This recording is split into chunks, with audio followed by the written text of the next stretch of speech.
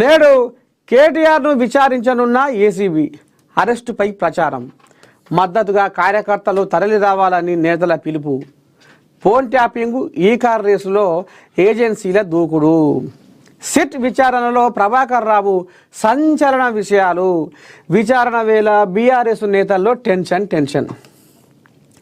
రేవంత్ రెడ్డి ప్రభుత్వం అధికారంలోకి వచ్చిన తర్వాత ప్రధానంగా 2 కేసుల విషయంలో ప్రత్యేకంగా దృష్టి పెట్టింది. ఆ 2 కేసులు ఏమిటంటే, ఒకటి టెలిఫోన్ ట్యాపింగ్ కేసు, రెండోది ఫార్ములా ఈ కార్ రేసులో అవినీతి.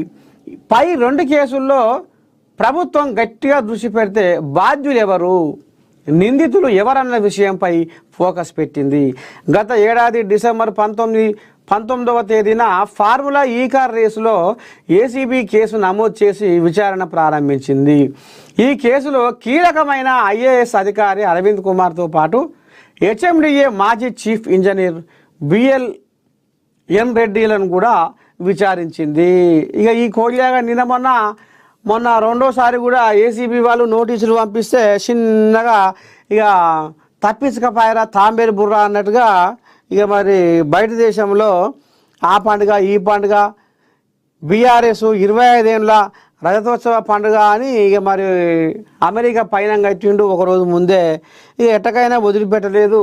మళ్ళీ ఇవాళ ఇక మరి కేటీఆర్ను విచారణ చేయనున్నదట ఏసీబీ.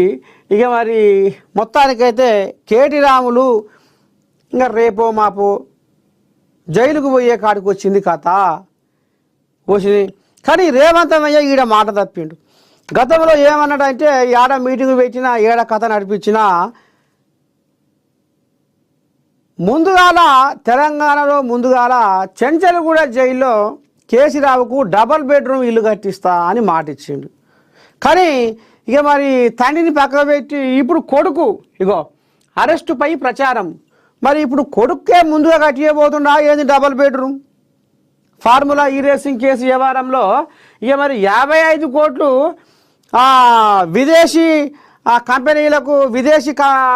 కంపెనీలకు పైకం పంపించిన ఎవరైతే ఉన్నారో కేటీ రాములు తండ్రి కంటే ముందుగా కొడుక్కే ఇక మరి డబల్ బెడ్రూమ్ ఇల్లు కట్టిస్తాటు చెంచల్గూడ జైల్లో అనేది కూడా మరి కథ నడుస్తుంది. చూద్దాం రేపు మరి కథ ఏ రకంగా ఎడుదిరుగుతుంది, ఏమవుతుంది, ఏం కథ.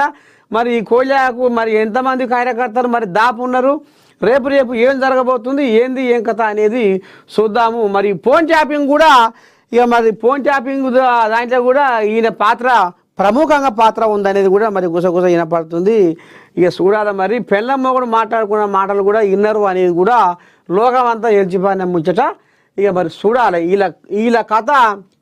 ఈ జూన్లో మొత్తం విచారణ కల్వకుంట్ల విచారణ దినంగా అయిపోయింది. ఎందుకంటే నిజమైన బీఆర్కే భవన్కు కేసీరావయ్య పోయిండు.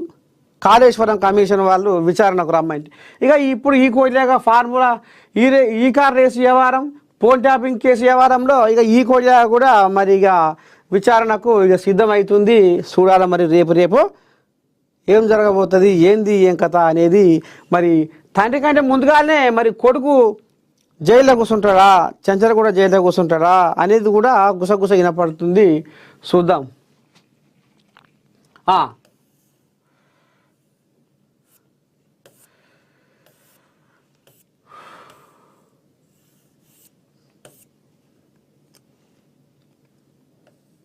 ఇగో నాగలి పట్టిన మంత్రి సీనన్న, దుక్కి దున్ని రైతులతో విత్తనాలు నాటిన మంత్రి, నేటి నుంచి రైతు భరోసా విడుదల చేస్తామని స్పష్టం. వ్యవసాయ శాఖ ఆధ్వర్యంలో కూసుమంచిలో జరిగిన ఏరువాక కార్యక్రమంలో మంత్రి పొంగులేటి శ్రీనివాసరెడ్డి పాల్గొన్నారు. ఆయన స్వయంగా అరకపట్టి